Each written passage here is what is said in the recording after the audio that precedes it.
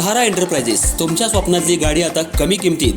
इचलकरंजी शहरालगत असलेल्या कबनूर चंदूर रोडवर कोन्नूर पार्कमधल्या सहारा एंटरप्राइजेस इथं पश्चिम महाराष्ट्रातली विविध बँका आणि फायनान्स कंपन्यांनी जप्त केलेल्या जुन्या दुचाकी आणि चारचाकी गाड्यांची विक्री केली जाते. शोरूम किमतीपेक्षा 25 ते 50% कमी दरात, उत्तम स्थितीत आणि संपूर्ण कागदपत्रांसह त्वरित डिलिव्हरी. दुचाकी 20,000 पासून पुढे तर चारचाकी 50,000 पुढे. आपल्या पसंतीची कार किंवा बाईक आता अगदी परवडणाऱ्या दरात घेऊन जा. विश्वास, पारदर्शक व्यवहार आणि उत्तम सेवा हेच आमचं वैशिष्ट्य. पत्ता Konnur park, Kabnur Chandur road, Ichalkaranji. Proprietor Rajubhai Ajgar. संपर्क 8055810910 आणि 9860785786. सहारा एंटरप्राइजेस, दर्जा, विश्वास आणि बचत यांचं परिपूर्ण ठिकाण.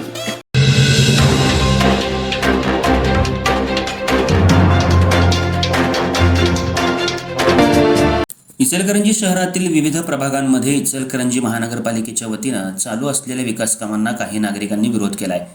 खास करून शहरातील काजबे हॉस्पिटलच्या परिसरातील ड्रेनेज काम सुरू असताना या विरोधाचा गंभीर प्रकार घडला. काम सुरू असताना काही नागरिकांनी JCB मशीनच्या काचा फोडल्या आणि कामावर असलेल्या कर्मचाऱ्यांवर हल्ला केला. या घटनेत काही कर्मचाऱ्यांना दुखापत झाली असून घटनास्थळी पोलिसांनी तातडीनं धाव घेतली. या गुन्ह्याची नोंद रात्री उशिरापर्यंत शिवाजीनगर पोलीस ठाण्यात केली जात होती. महानगरपालिकेचे अधिकारी यांनी सांगितलं, प्रत्येक प्रभागात नागरिकांच्या सोयीसाठी आणि शहराच्या संरचनेसाठी विविध विकास कामं सुरू आहेत. त्यात ड्रेनेज सुधारणा, रस्त्यांचं काम, पाणी पुरवठा व्यवस्था अशा अनेक कामांचा समावेश आहे.